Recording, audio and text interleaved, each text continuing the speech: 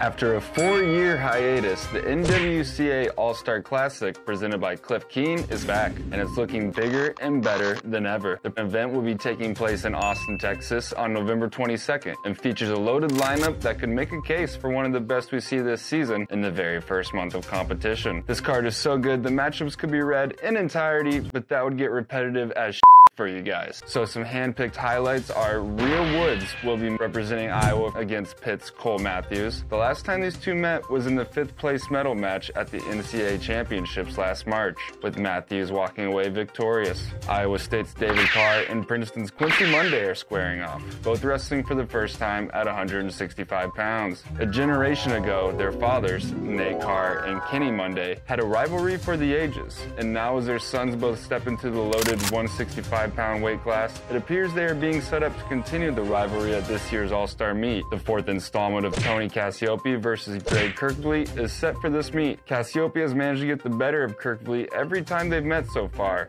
However, the margins of victory have become smaller each time, with Tony winning the last one in sudden victory with a score of 6-4. The headliner comes at 174, where we get a rematch of last year's NCAA finals between Carter Starachi and Makai Lewis. Their finals match was a battle till the end, ending with Starachi becoming a 2-time NCAA champ by beating Lewis in the second tiebreaker 6-5. The NWCA All-Star Classic has always featured memorable matchups. The 2017 All-Star Classic marked the start of Zahid Valencia's NCAA reign, where he would defeat Mark Hall, the returning 2016 NCAA champ.